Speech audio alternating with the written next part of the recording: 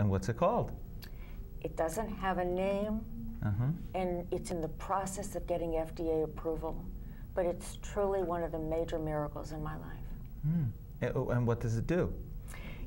It's a machine that creates an energy field. I put it on any areas where I have pain or discomfort, and I am immediately better.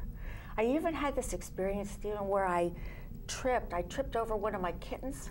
We'd just gotten him, and I wanted to avoid killing him. And I tripped, and my toe went underneath me. And the nail jammed up into my toe and created all this blood and everything. And I was writhing in pain. I couldn't believe what I was feeling. So my husband grabbed some ice immediately, and we had just gotten this machine, and he said, "Come on, let's put it in the machine." We put it in the machine, Steve, for half an hour.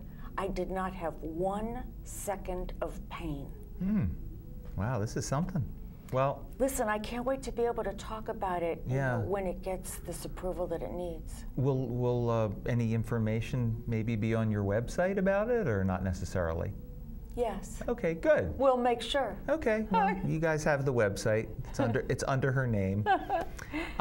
You teach companies how to take blame out of meetings. You have this way of turning an 8-hour blame session into a 1-hour meeting. Yes. Talk about that, that whole dynamic. It's kind of the same in companies as it is in families. If you get stuck in this blame game, all you're going to do is create animosity and defensiveness and reaction, everything you really don't want. Right. But when you instead teach people how to take responsibility for everything, not blame, but responsibility, and there's a distinction. So what is that? Say something happens, you know, I'll draw from my own experience here. Suppose something happens that somebody says something that hurts your feelings. Yes. Which happens all the time. Which happens all the time, and then all the other stuff comes from that. Yes. Yeah. And our normal tendency is to, first of all, not say anything in the moment. Instead, go home, have that horrible negative conversation in the car about all the things that we should have said, would have said, and could have said. You mean the conversation in our head? Correct. Yes. Mine are out loud sometimes too. But then we go home feeling angry and upset because we didn't communicate what we needed to communicate to begin with. And then we blame that person for ruining our lives or our day or whatever it is. Where responsibility is instead of blaming that person, first of all, whenever possible, you need to communicate in the moment. Yeah, so what might that look like? It might look like, you know, my feelings just got hurt right now. I'm wondering if we can sit and talk about this a little bit. Yeah. Whereas most people say, you just hurt me, why'd you do that?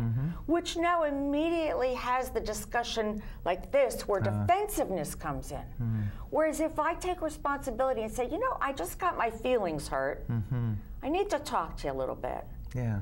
It takes the other person off the defensive and allows you to have a conversation because you're not blaming them for how you feel. Yeah. You're instead owning it.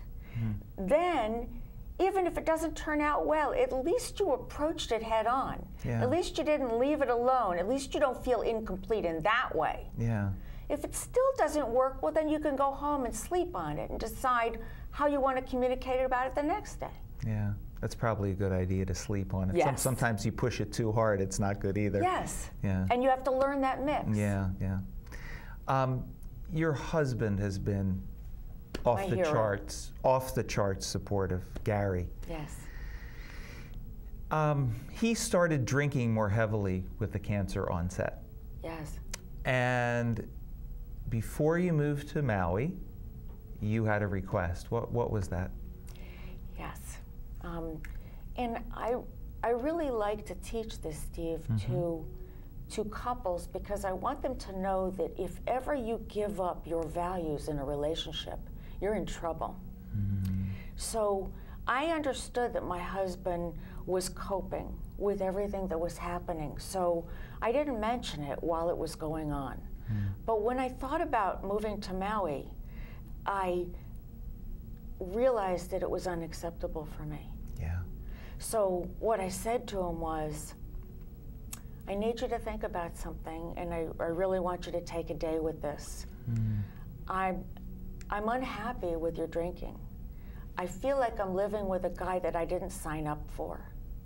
And I've realized I don't want to go to Maui with that guy. So I need you to think about this, because if you keep drinking, I'm not moving. Yeah. Yeah. And? And my hero, he came back to me in 10 minutes. And he said, I don't need any more time. You are way more important to me than anything else. So I will never have a drink again. And he hasn't. That's a great story. He's my hero. And as well he should be. That's wonderful. And we're partners. Yeah. And one of the reasons that I stay alive is for him. Because it's all he's asked me for. Just stay alive. Very simple, but extraordinarily profound. It is extraordinary. Extraordinary. So another thing that you have said is life is a series of acceptances. Yes. I think you've already covered some of it, but anything more about that? Or is there, I guess what I really want to say is there, do you feel complete? Sometimes, is there anything else that you want to say to whomever is listening to this? Oh, that's a great question. Yeah. Well, first of all, that last thing you said, it is, but I would just say life is a series of losses and acceptances. Because we start losing things from the time we're born. We're aging and we're losing things. And if we can accept it, then we can recreate ourselves in the face of all kinds of trauma. You know, the economy is, nobody could have thought this was possible, and yet it happened. And what we get to all do now is recreate ourselves. Some people get stuck in the oh my godness of it all. Other people say, what do I need to do now to make money since this thing won't work anymore? And so we recreate ourselves without all that drama and with an excitement that comes from just deciding, wow, what can I do now? Here I am, 60 years old. I'm creating life on Maui. I'm creating a new job. I'm creating everything new with stage 4 cancer. My message is, what can't you do? That says it all, sister. That says it all. And that's what I want people to know. If I can do this, you can. Yeah. And that means everybody can. Yeah. Thank you so much for being on the show today. Steve, thank you for having me, and thank you so much for letting me share my story. What a pleasure. What an inspiration. Thank you so much. Thank you. Thank you. And I also want to thank our sponsor for this show, Endangered Cultures Coffee, helping preserve and strengthen cultures around the world. And that's at endangeredculturescoffee.com. So that's it for this episode of Life on Maui. I hope you enjoyed it as much as I did. And until next time, aloha.